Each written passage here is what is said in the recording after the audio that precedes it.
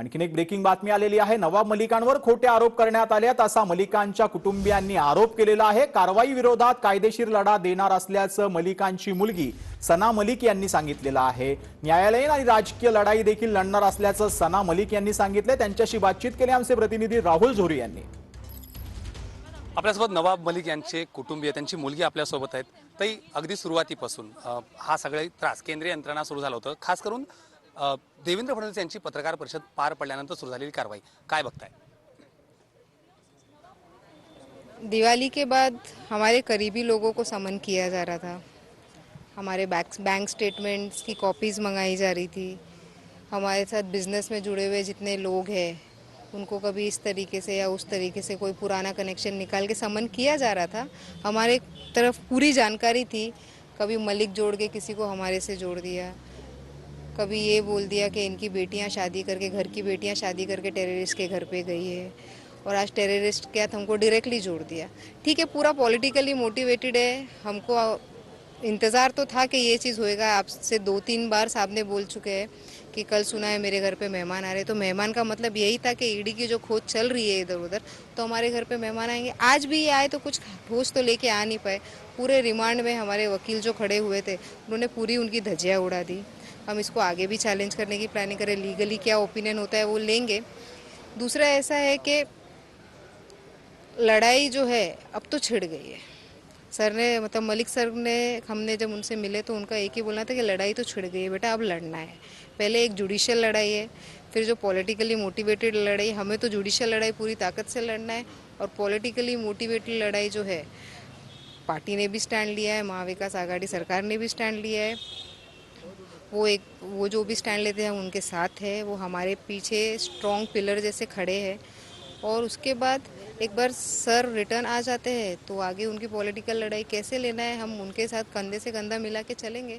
ज्या जागेचा संबंध दिला गेला, जागेचा दाखला आणि ज्यामुळे गुन्हा तो दाखल झाला, थेट दाऊदशी हे सगळं कुटुंब जोडलं गेलंय अशा पद्धतीने आज आर्ग्युमेंट झाली।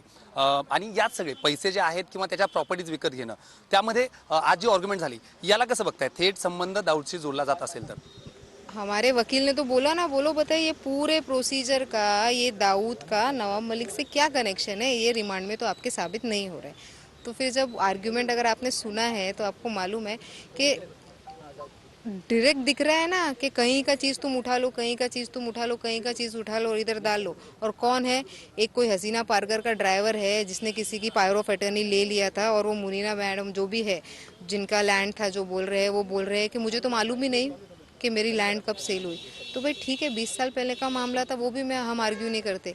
लेकिन जब वो बोल ही रही है कि मुझे मालूम ही नहीं, तो फ्रॉड इन तक पहुंचा कैसे? अगर ये पॉलिटिकली मोटिवेटेड नहीं है और जो एक्यूज को मालूम ही नहीं है कि मेरी लैंड किधर है या किसी ने वो कर ली है, उन्होंने केस ही नहीं रजिस्टर किया है। इसके बहुत पहलू है भाई।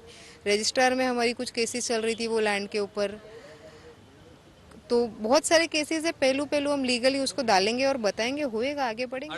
अडचणीचा हा सगळा काळ आहे। आज नवाब मलिक आज तिकडे होते, तुम्ही त्यांना भेटलात, काय नेमकं बोलणं झालं तुमच्या दोघांमध्ये? कारण हे फक्त मंत्री आणि कार्यकर्त्याच नाही तर एक बापलेकीचं नातं आहे। आज त्याबद्दल बोलणं काय झालं? देखो, पहले हमने देखा तो हमको थोड़ा अवेटेड था। माय ओनली स्टैंड वाज कि ईडी ऑफिस से निकले तो मुझे उनसे मिलना है। तो मिले, तो मिलने के बाद यही था कि थोड़ा सा 1-2 सेकंड के लिए इमोशनल जैसा रहता है वो एक पार्ट हुआ। बट फिर तो लड़ाई कैसी लड़नी है, कहाँ लड़नी है और क्या क्या है, जो जो रखा है उसको सामने लाइए, आगे बढ़िए, पूरी ताकत से लड़िए। लीगल बैटल भी पूरा अच्छे से लड़िए, पॉलिटिकली भी पूरा अच्छे से लड़िए। पार्टी लीडर से जो भी कंसल्ट हो रहा है, जो भी हो रहा है, आप लोग पूरे लीग में रहिए और उसको आगे बढ़ाइए। एक शेवटचा प्रश्न, आधी जावायला त्रास दिला, आता मग हे महाविकास आघाडीच्या विरोधात बोलतायत, पण आता थेट त्यांना त्रास दिला जातोय असं वाटतंय का? कारण सगळे एकवटलेले आहेत आणि पक्ष म्हणून किंवा कार्यकर्ते म्हणून तुम्ही कशा पुढच्या बाजूला लढा देणार आहात? मेरे कार्यकर्ता, हमारे कार्यकर्ता तो हमेशा हमारे एक आवाज़ पे उठे। आज तो बिना बुलाए वो इतने, बोलते ना, हजारों के तादाद में उधर पहुंच गए। वो पूरा दिन हमारे साथ, हमारे लिए भूखे प्यासे धूप में खड़े थे।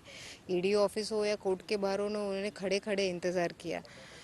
और उसके बाद पार्टी ने तो हमारे साथ स्टार्टिंग में सुबह ही जब न्यूज़ आने लगी, जब ज़्यादा किसी को नहीं मालूम था, जब न्यूज़ चलने लगी तभी पार्टी ने स्टैंड ले लिए और अपना प्रतिक्रिया दे दी थी। पवार साहब ने भी दी, सुप्रिया ताई ने दी, जयंत पाटिल जी ने दी, सभी लीडर्स ने दे दी।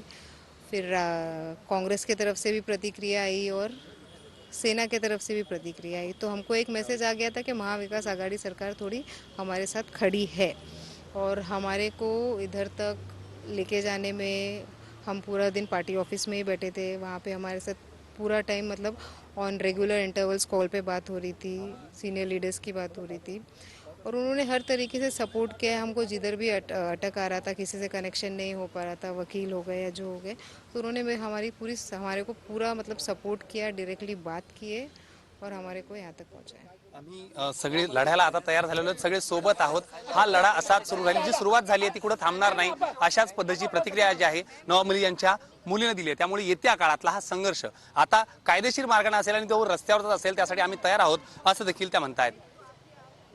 राहुल झोरी, टीव्ही 9 मराठी, मुंबई.